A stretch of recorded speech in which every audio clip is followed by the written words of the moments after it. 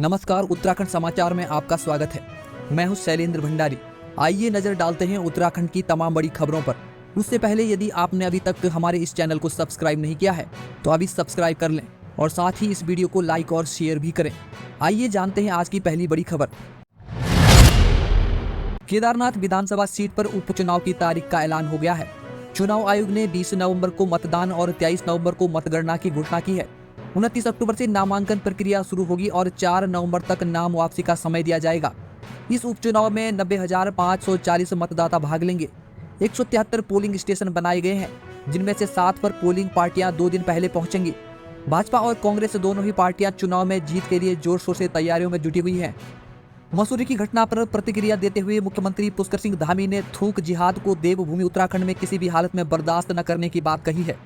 उन्होंने स्पष्ट किया कि राज्य में धर्मांतरण, लैंड जिहाद और अन्य अवैध गतिविधियों के खिलाफ कड़ी कार्रवाई की जाएगी।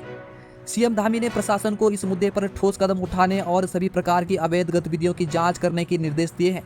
त्योहारों के दौरान शुद्धता सुनिश्चित करना उनकी प्राथमिकता है। अल्मोड़ा जेल में बंद अंडरवर्ल्ड डॉन प्रकाश पांडे उर्फ पीपी को जूना अखाड़ा ने निष्कासित कर दिया है। जेल में दीक्षा प्राप्त करने के बाद इस मुद्दे ने तूल पकड़ लिया था। जूना अखाड़ा ने मामले की जांच के लिए एक कमेटी गठित की, जिसकी रिपोर्ट के बाद पांडे को अखाड़े से बाहर कर दिया गया। अखाड़ा ने कहा कि दीक्षा देने वाले संत फर्जी थे और इस मामले में उचित कार्रवाई की जा रही है। देहरादून के डीएम सविन बंसल और आबकारी आयुक्त हरीश चंद्र सेमवाल के बीच विवाद बढ़ गया है। डीएम ने शराब की दुकान का लाइसेंस निलंबित किया था, जबकि आबकारी आयुक्त ने उस पर स्टे देकर दुकान खोलने का आदेश दिया।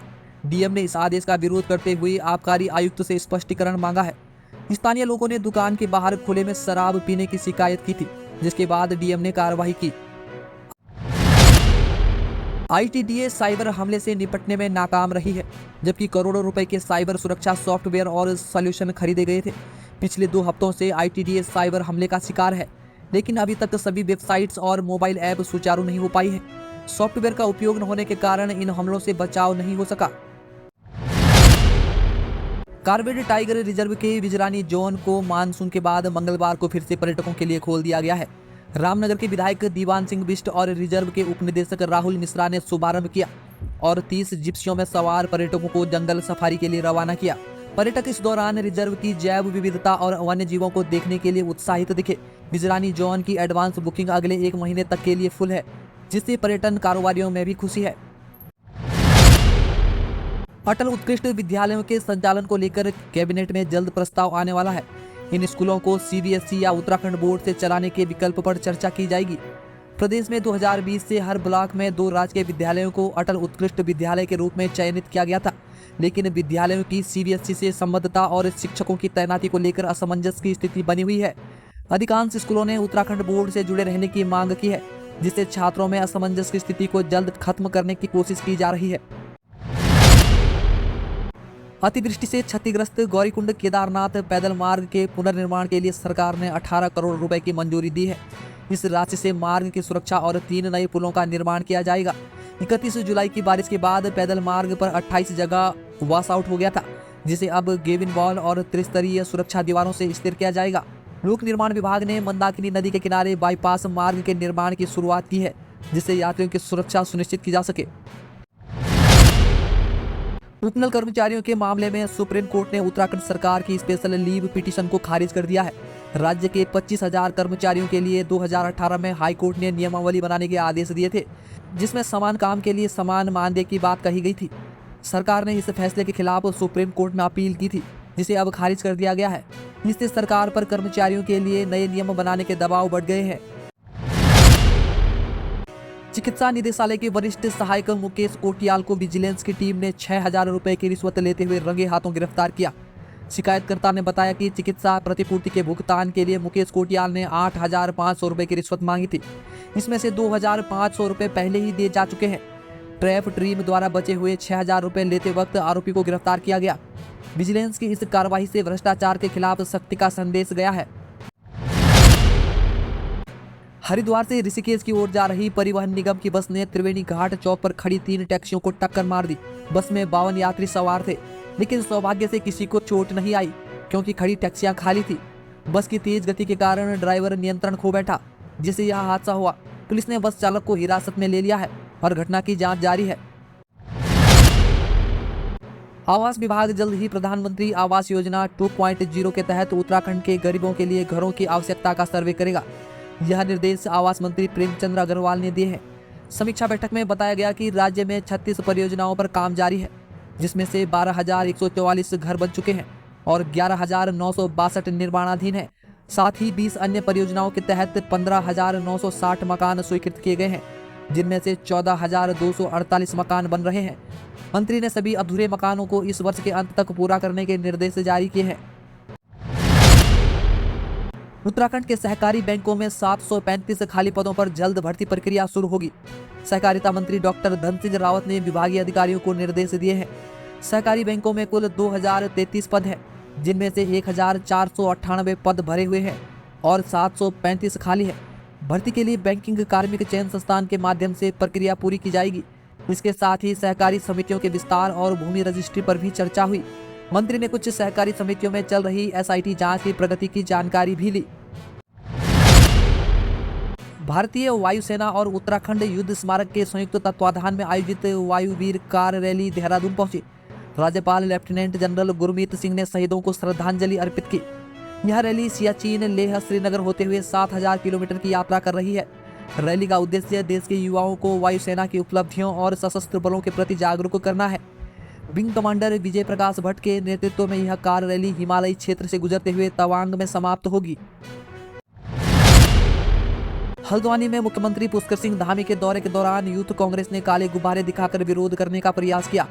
हेमंत साहू के नेतृत्व में कार्यकर्ताओं ने महंगाई, रोजगार और सड़कों की खराब स्थिति पर नारेबाजी की।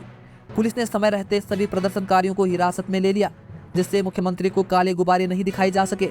कांग्रेस का आरोप है कि मुख्यमंत्री के दौरे से जनता को कोई फायदा नहीं हो रहा है, केवल सरकारी धन की बर्बादी हो रही है। पुलिस ने कार्यकर्ताओं को कुछ देर के बाद छोड़ दिया।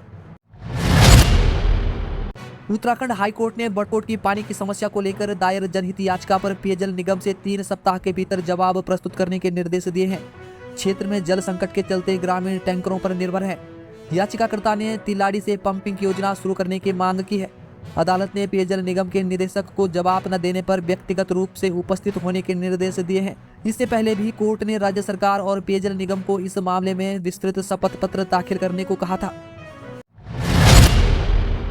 केदारनाथ विधानसभा उपचुनाव के लिए कांग्रेस ने गणेश गोदियाल और लखपत बुटोला को पर्यवेक्षक नियुक्त किया है। इससे पहले भुवन कापड़ी और वीरेंद्र जाति को भी ऑब्जर्वर बनाया जा चुका है। चुनाव आयोग ने 20 नवंबर को मतदान और 23 नवंबर को परिणाम की घोषणा की तारीख तय की है। कांग्रेस उपचुनाव में जीत के लिए मजबूत प्रत्याशी तलाशने में जुटी है। वहीं पार्टी की ओर से नियुक्त ऑब्जर्वर केदारनाथ उपचुनाव की रणनीति तैयार करेंगे और स्थानीय नेताओं के साथ मिलकर काम करेंगे। मुख्यमंत्री पुष्कर सिंह धामी ने मंगलवार को 289 नए अधिकारियों को नियुक्ति पत्र सौंपे। इनमें 10 डिप्टी कलेक्टर, 10 डीएसपी और 18 वित्त अधिकारी शामिल हैं। सीएम ने कहा कि पिछले 3 वर्षों में 17,500 से अधिक युवाओं को सरकारी नौकरी दी गई है। उन्होंने कहा कि ये अधिकारी राज्य की विकास प्रक्रिया को गति देने में अहम भूमिका निभाएंगे। कार्यक्रम में सीएम ने 24,000 रिक्त पदों को भरने के लिए जल्द ही और नियुक्तियां करने की घोषणा भी की। उत्तराखंड के बुजुर्गों को अब वृद्धावस्था पेंशन के लिए दफ्तरों के चक्कर नहीं काटने पड़ेंगे। समाज कल्याण विभाग 60 वर्ष की आयु पूरी करने वाले बुजुर्गों के खातों में पेंशन की राशि ऑनलाइन ट्रांसफर करेगा। विभाग ने 30 अक्टूबर को 60 साल पूरा करने वाले करीब 10,000 बुजुर्गों का डाटा तैयार कर लिया है। इसके लिए 15 से 25 अक्टूबर तक दस्तावेजों की जाँच की जाएगी। इस पहल से बुजुर्गों को राहत मिलेगी और उन्हें आर्थिक सहायता मिल सकेगी। उत्तराखंड के पौड़ी जिले में 15,000 रुपए की रिश्वत लेते हुए एक कानूनगो रंगे हाथों पकड़ा गया। जिलाधिकारी डॉक्टर आशीष चौहान ने आरोपी कानूनगो को तुरंत निलंबित कर दिया और मामले की जांच एसडीएम श्रीनगर को सौंप दी है। ग्रामीणों ने सीमांकन के काम के लिए रिश्वत मांगने की शिकायत विजिलेंस से की थी, जिसके बाद कानूनगो को गिरफ्तार किया गया। विजिलेंस ने बताया कि रिश्वत से जुड़े किसी भी मामले की शिकायत टोल फ्री नंबर 1064 या व्हाट्सएप नंबर 9456592300 पर की जा सकती है। हरिद्वार सांसद और पूर्व मुख्यमंत्री त्रिवेंद्र सिंह रावत ने कहा कि केंद्र और राज्य सरकार की जन कल्याणकारी योजनाओं का लाभ आम नागरिकों तक पहुंच रहा है। लक्सर में आयोजित कार्यक्रम में उन्होंने सरकारी शिक्षा व्यवस्था में सुधार की आवश्यकता पर बल दिया। रेलवे ट्रैक पर गैस सिलेंडर मिलने के मामले को गंभीर बताते हुए रावत ने कहा कि दोषियों के खिलाफ कड़ी कार्रवाई की जाएगी। भाजपा नेता खालिद मंसूरी ने अपनी गिरफ्तारी को संवैधानिक प्रक्रिया बताते हुए कांग्रेस पर राजनीतिक साजिश का आरोप लगाया है। पारिवारिक विवाद के चलते यूपी सहारनपुर पुलिस द्वारा मंसूरी को गिरफ्तार किया गया था, जिसके बाद विपक्ष ने भाजपा पर निशाना साधा। कोर्ट से बरी होने के बाद मंसूरी ने कांग्रेस प्रवक्ता से सार्वजनिक माफी की मांग की। उत्तरकाशी के गुंदियाट गांव स्थित अटल उत्कृष्ट राजकीय इंटर कॉलेज में कल 15 अक्टूबर 2024 को उत्तराखंड संस्कृत अकादमी के तत्वाधान में 16वां खंड स्तरीय संस्कृत महोत्सव का आयोजन हुआ। कार्यक्रम का शुभारंभ विद्यालय के प्रधानाचार्य देवेंद्र सिंह सजवान की अध्यक्षता में मुख्य अतिथि श्री ओम प्रकाश सिंह रावत और विशिष्ट अतिथि श्री ब्रिजमोहन सिंह चौहान तथा ग्राम प्रधान श्रीमती लक्ष्मी देवी द्वारा दीप प्रज्वलन एवं सरस्वती प्रतिमा के अनावरण से हुआ। कार्यक्रम खंड संयोजक श्री अनुज नौडियाल के दिशा निर्देशन में संपन्न हुआ, जिसमें संस्कृत समूह गान, नृत्य, नाटक, वाद विवाद, आशु भाषण और श्लोक उच्चारण जैसी प्रतियोगिताएं आयोजित की गई। निर्णायक मंडल में कई शिक्षाविदों और विद्वानों ने हिस्सा लिया। प्रतियोगिताओं में श्री कमल संस्कृत विद्यालय पुरोला ने समूह गान में प्रथम स्थान प्राप्त किया, जबकि नाटक में अटल उत्कृष्ट राजकीय इंटर कॉलेज गुंदियाट गांव ने प्रथम स्थान हासिल किया।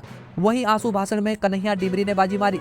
इस अवसर पर अटल उत्कृष्ट राजकीय इंटर कॉलेज गुंदियाट गांव के शिक्षक श्री सूरवीर सिंह राणा, श्री ओम प्रकाश नेगी, श्री उपेंद्र सिंह रावत, श्री दीपक नेगी, श्री मनवीर सिंह रावत, कविंद्र सिंह चौहान, श्री नितिन रावत, श्री अवनीश सिंह चौहान एवं अन्य कर्मचारी और बड़ी संख्या में छात्र छात्राएं उपस्थित रहे, जिनका उत्साह आयोजन को और खासा बना गया। दर्शकों, अभी के लिए बस इतना ही।